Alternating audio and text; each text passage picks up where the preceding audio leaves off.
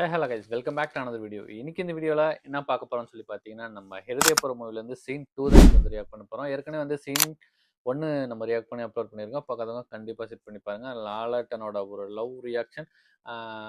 ஹாஸ்பிட்டல்லேருந்து அப்போ தான் வந்து அந்த ஹார்ட் ட்ரான்ஸ்ஃபர் வந்து பண்ணியிருப்பாங்க. ஹார்ட் ட்ரான்ஸ்ஃபர் வந்து பண்ணிட்டு நம்ம சித்திக் சார் தான் அவங்க அப்பான்னு சொல்லிட்டு நினைக்கிறேன். அவர் என்ன சொல்கிறார், அவர் ரொம்ப வந்து கத்தக்கூடாது, ரொம்ப ஸ்ட்ரெயின் பண்ணிக்கூடாது அப்படின்னு சொல்லிட்டு அவரை பார்த்துக்க வந்து ஒரு ஆள் வந்து போட்டிருப்பாங்க. அதுமாரி அந்த வந்து எப்படி சொல்கிற ஒரு ரெஸ்டாரண்ட்டாக ஏதோ வந்து வச்சிருப்பாங்கன்னு சொல்லிட்டு நினைக்கிறேன். அது வந்து காமெடி நல்லா இருந்துச்சு. சீன் 2வில் என்ன குத்துருக்குன்னு சொல்லிட்டு வீடியோக்குள்ளே போய் பார்த்துட்டு அதுக்கப்புறம் அதை பற்றி பேசுவோம். வீடியோக்குள்ளே போகிறதுக்கு முன்னாடி இன்னும் நீங்கள் யாரும் நம்ம சேனலில் சப்ஸ்கிரைப் பண்ணலாம், தயவுசெய்து சப்ஸ்கிரைப் பண்ணி சப்போர்ட் பண்ணுங்கள். மறக்காம இந்த வீடியோக்கு லைக் பண்ணுங்கள். இப்போ வாங்க வீடியோக்குள்ளே போகலாம்.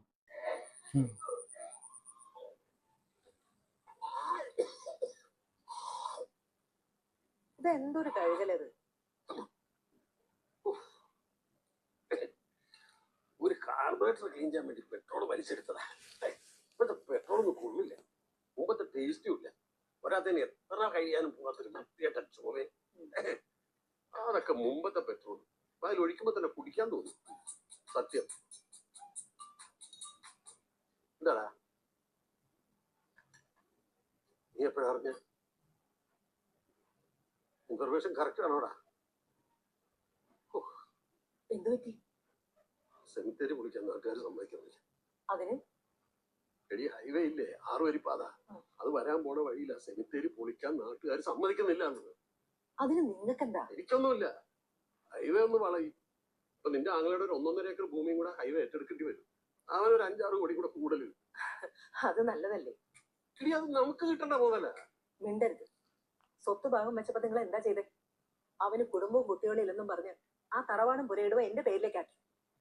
ചതുപ്പ് പോലെ കിടന്നിരുന്ന പറമ്പൊക്കെ അവന്റെ തല കെട്ടിവെച്ചു. അവൻ പാവായതുകൊണ്ട് അതിനൊക്കെ സമ്മതിച്ചു. ഇപ്പൊ ഹൈവേക്കാരത് ഏറ്റെടുക്കാൻ വന്നപ്പോ നിങ്ങൾക്ക് സഹിക്കുന്നില്ല. എന്തായാലും നല്ല ഐശ്വര്യമുള്ള ഹൃദയമാണ് കിട്ടിയത്. കിട്ടിയപ്പോഴേക്കും ഭാഗ്യം വരുന്ന വരവുണ്ടോ? അത് ശരിയാ. വേറൊരു കളി കളിച്ചാലും നമ്മുടെ ചിറ്റപ്പനെ ഒന്ന് ഇറക്കി നോക്കാം.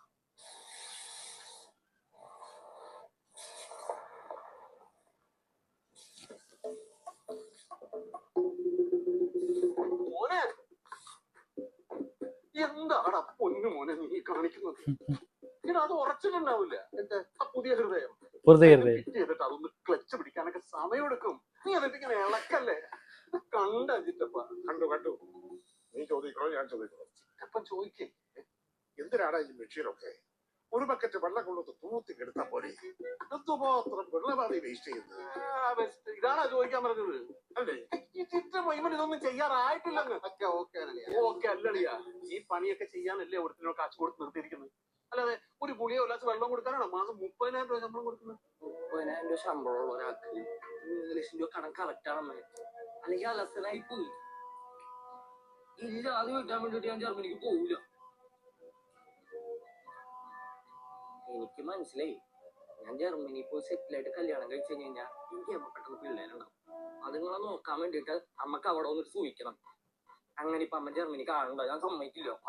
നീ ഇത് എവിടെ പോയി കിടക്കായിരുന്നതാ? ഇവൻ ഈ വണ്ടി കഴുതൊന്നും നീ കാണുന്നില്ല. നിനക്ക് ആർക്കൊന്നും ചെയ്താലെന്താ? വണ്ടി വീൽ ചെയർ ആണെങ്കിലേ ഞാൻ കഴുകേണ്ട ആവശ്യമുള്ളൂ. അല്ലാണ്ട് രോഗിയുടെ ബുള്ളറ്റ് കഴുകല് ഡെവിലല്ലേ. വീട്ടളിയാ, ഞാൻ തന്നെ ഇഷ്ടപ്രകാരം ചെയ്യുന്നല്ലേ. ഞാൻ വിട്ടു. സമയം കിട്ടുമ്പോൾ മീനൂട്ടി ഒന്ന് വിളിക്കണേ. അവൾ വല്ലാത്ത ഡിപ്രഷനില്ല. ഇത് പറ്റി വല്ല ബ്രേക്കപ്പോ? അവളെ നിനക്ക് അറിഞ്ഞൂടെ? അവള് വീട് വിട്ട അമ്പലം അല്ലെങ്കിൽ സ്കൂള് അങ്ങനെ വളർന്ന കുട്ടിയല്ലേ. അതിവിടെ അവളിപ്പോ കാനഡയിലല്ലേ. എന്നാൽ തറവാടിത്തം വിട്ടുള്ള കളിക്കാൻ എന്റെ കുട്ടി നിൽക്കൂല. ഇതിപ്പോ നീ കാരണമുള്ള ഡിപ്രഷനാണ്. ഞാനാ എന്റെ സർജറിയിൽ കേട്ടപ്പോ തുടങ്ങിയുള്ള ഹാനിയാണ്. ഒരു കുഴപ്പമില്ലാന്നോട് ഞങ്ങൾ സമാധാനിപ്പിക്കും. എന്നാലും ടെൻഷൻ. Full time പള്ളിയില്ല. പറ്റില്ല.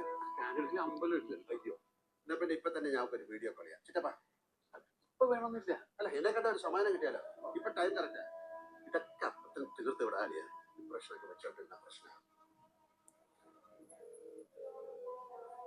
പള്ളിയിലായിരിക്കും, പ്രാർത്ഥിച്ചോട്ടെ. പള്ളിയല്ലളിയാ, വേറെ ഏതോ ടൈപ്പ് ആരാധനാലയാ. ക്ലബ്, ഇത് പബ്ബ്. ഡിപ്രഷൻ പള്ളിയിലൊക്കെ ബെസ്റ്റാ.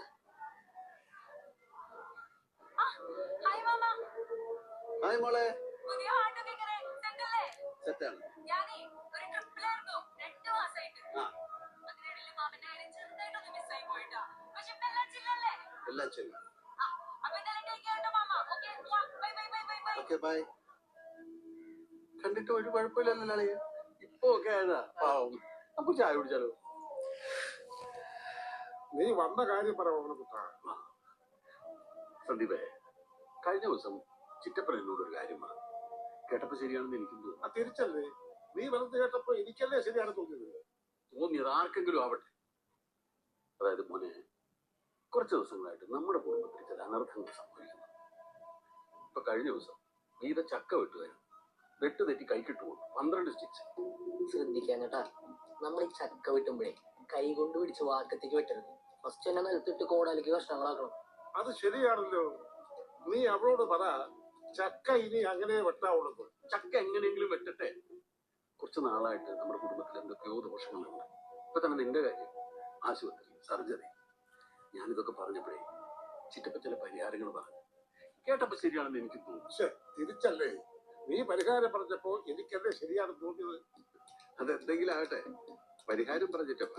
അല്ല, ദോഷങ്ങൾ മാറണമല്ലോ. തറവാട് പുരയിടവും നിനക്കെതിരെ ഇപ്പം റെഡിയാണ്.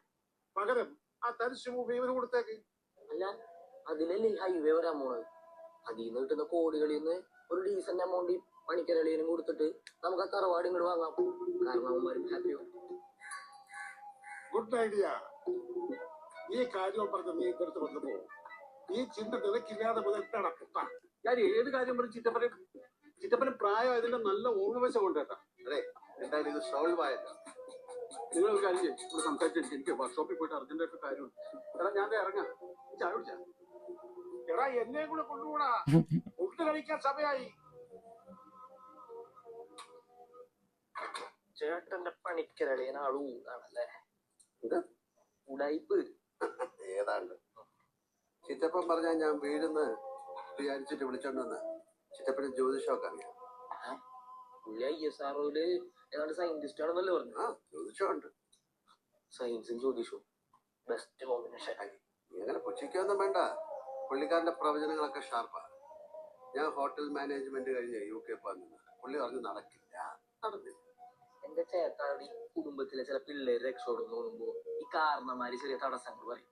പുള്ളി അതിനെ ജ്യോതിഷമായിട്ട് മിക്സ് ചെയ്യുന്നതാണ്. ഇത് മാത്രല്ലടാ, എന്റെ കല്യാണം മുടങ്ങുന്നു പറഞ്ഞു. മുടങ്ങിയില്ലേ? എനിക്ക് വലിയൊരു ഹെൽത്ത് ഇഷ്യൂ ഉണ്ടാകുന്നു പറഞ്ഞു. ഉണ്ടായില്ലേ? ഡാർക്ക് ചേട്ടൻ പ്രാകലാണ് പുള്ളിയുടെ പണി.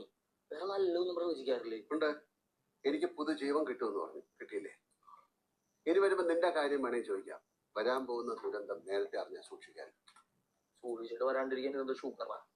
എനിക്ക് ഇപ്പോഴുള്ള ദുരന്തമൊക്കെ തന്നെ ധാരാളം.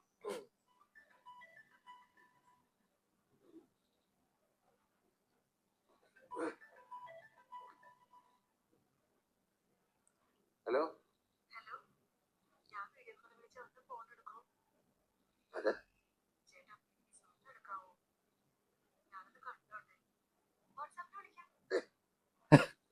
കണ്ടോട്ടെ.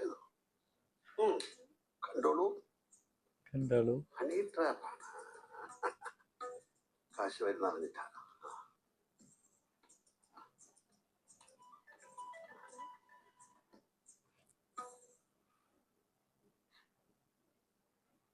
Hello hello. മറന്ന എന്നെ ആരാ? ഒന്ന് ആലോചിക്ക്. 10ാം ക്ലാസ്സിൽ വെച്ച് എനിക്ക് ഹോംവർക്ക് ഒക്കെ എഴുതി തരാറുള്ള അംബികാ സുരേന്ദ്രൻ. ഒന്നോട് ആലോചിക്ക്. കോളേജിൽ വെച്ച് എനിക്ക് സ്ഥിരമായിട്ട് ഓംലേറ്റിന്റെ പകുതി തരാറുള്ള ഷാഹിന. അല്ലല്ല, തട്ട. ചേട്ടന്റെ കല്യാണം മറന്ന ഗുരുവായൂർനാടയിൽ വെച്ച്. അതെനിക്ക് അങ്ങനെ ഓർത്തു വെക്കാൻ പറ്റിയൊരു ദിവസമായിരുന്നില്ല. കല്യാണത്തിന് വന്നവരും അത് മറന്നു കാണില്ല. അത്യാവശ്യം കോമഡി ആയിരുന്നു. അത് കോമഡി ആക്കിയ വഞ്ചകി ഞാനാണ് ചേട്ടാ. ചേട്ടൻ താലി എടുക്ക തിരിഞ്ഞ ടൈമില് കല്യാണ പന്തലിൽ ഇറങ്ങി ഒളിച്ചോടിയ രജനി മോഹൻ ഞാനാ. ചേട്ടൻ ദേഷ്യപ്പെടരുത്, എന്നെ പ്രാകുകയും ചെയ്യരുത്. ഓർക്കാൻ പറ്റാത്ത തെറ്റാ ഞാൻ ചെയ്തത്.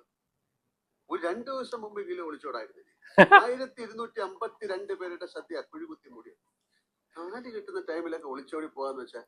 അപ്പോഴാ ഒരിക്കൽ എന്റെ ഹസ്ബൻഡ് പോകുന്നതിന് മുന്നേ എപ്പോഴും പറയുമായിരുന്നു, ചേട്ടനോട് ചെയ്തതിന്റെ കർമ്മഫലമാ ഞങ്ങളുടെ ജീവിതത്തിൽ ഉണ്ടായ ട്രാജഡിക്ക് കാരണവും. സോറി. ഹസ്ബൻഡ് എങ്ങനെയായിരുന്നു? അയ്യോ മരിച്ചിട്ടില്ല. കൂടെ പോയതാ. അവര് കെട്ടിയതും ഗുരുവായൂർ വെച്ച. ഓ. ചേട്ടൻ എന്താ പിന്നെ കെട്ടാഞ്ഞേ? എന്നെ പോലത്തെ ഒരാളെ പിന്നെ കണ്ടെത്താൻ പറ്റാഞ്ഞിട്ടാ? പിന്നെയും കണ്ടെത്തുന്നത് നിങ്ങളെ പോലെ ഒരാളായാലോ എന്ന് പേടിച്ചിട്ടാ. ഞാനിപ്പോ വിളിക്കുന്നതേ എന്റെ മോള് പറഞ്ഞിട്ടാ. വലിയ വെച്ചായി 10ാം ക്ലാസ്സിലേ ഇപ്പൊ. അവളാ പറഞ്ഞത് അങ്കിളിനെ വിളിച്ചത് സോറി പറയാൻ. അവള് വേറൊരു കാര്യം കൂടെ പറഞ്ഞു. എന്ത്? അമ്മ ആ അങ്കിളിനെയാണ് കെട്ടിയിരുന്നെങ്കിലേ എനിക്ക് കുറച്ചുകൂടെ ഭംഗിയുള്ള ഒരു അച്ഛനെ കിട്ടിയെന്ന്.